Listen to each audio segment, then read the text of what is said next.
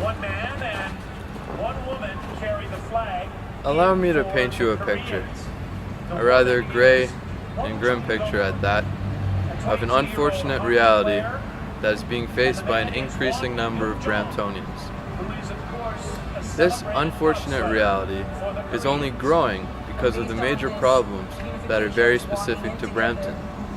Problems such as the affordability issue, such as the social housing backlog, the very imbalanced rental market, and the fact that emergency shelters that support the region of Peel are regularly either at capacity or in overflow.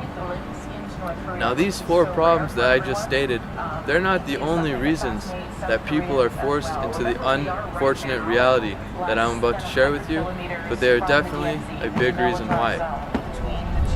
The unfortunate reality that is occurring to more and more Bramptonians is them having to seek refuge and spend their nights in their vehicles.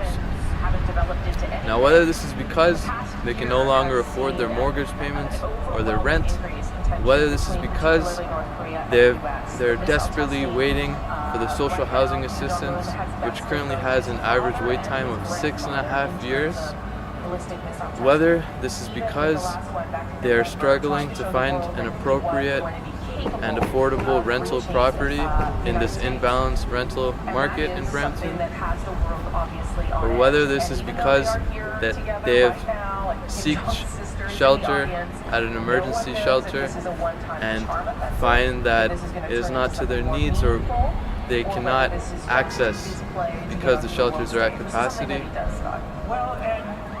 It doesn't matter. The fact of the matter is that the idea that people are having to spend their nights in their vehicles is unacceptable, and it should be to all of us.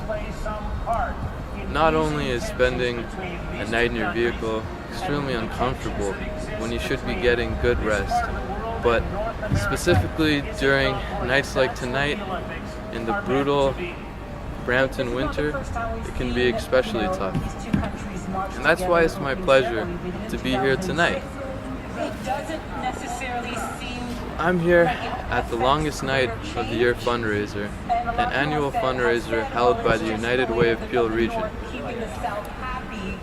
The longest night of the year fundraiser involves participants signing up to spend the night in their vehicle and raising funds from various donors, friends, family, whatnot, in order to support the United Way of Peel region's efforts to help people that are spending their nights in their vehicles, that are unable to find a decent place to rest and to spend their nights.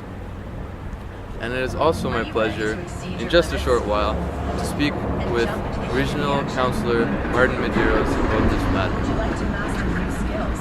Martin Medeiros is the Regional Councillor for Wards 3 and 4 here in Brampton, and he also serves as the Chair of Human Services. Dare to be extraordinary, the training that will serve.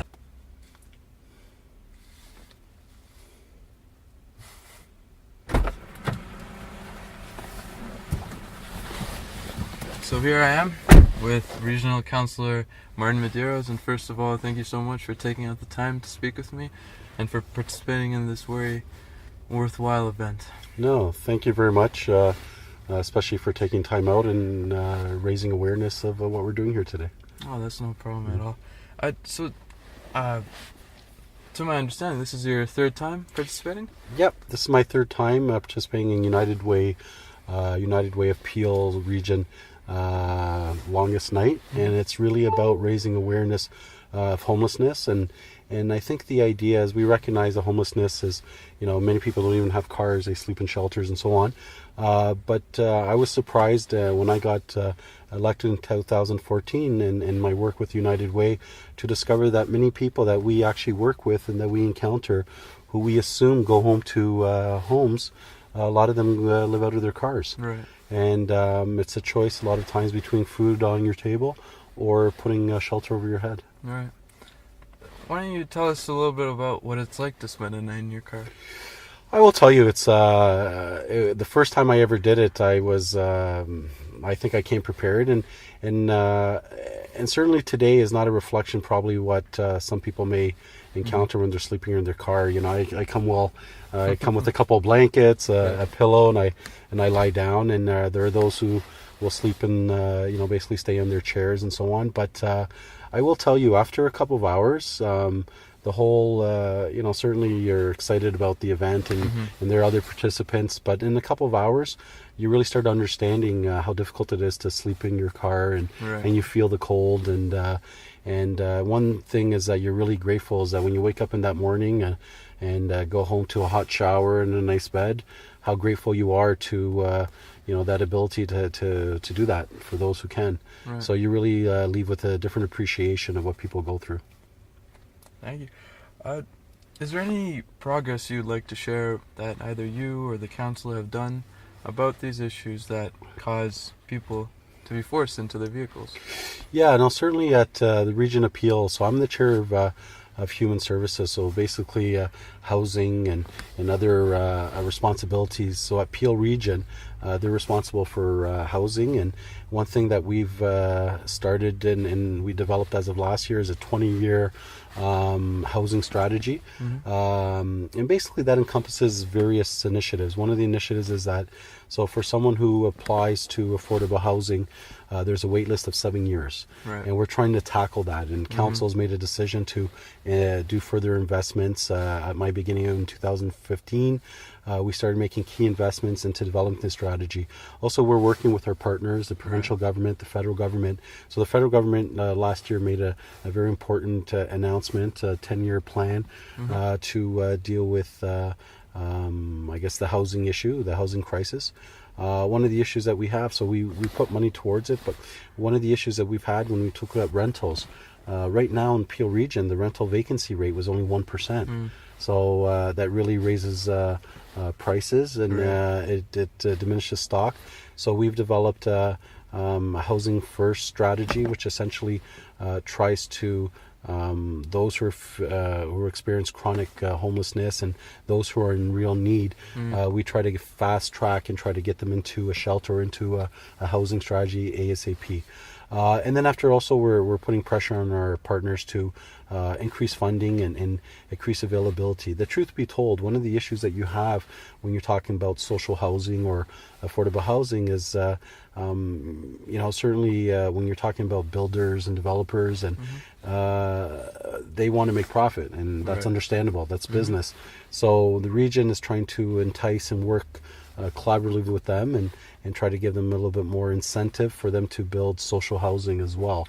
And also the region is working with municipal partners such as the City of Brampton in terms of identifying available lands that could be done for social housing.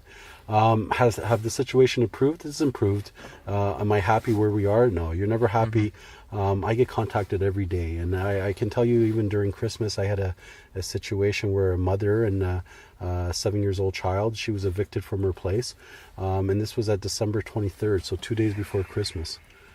So certainly when you deal with those situations, and it really puts a name behind a statistic or a number, and that's one of the, I think, challenges I've had with this job is you every day you see cases, you meet people who are really suffering and who really need our protection and our support. All right.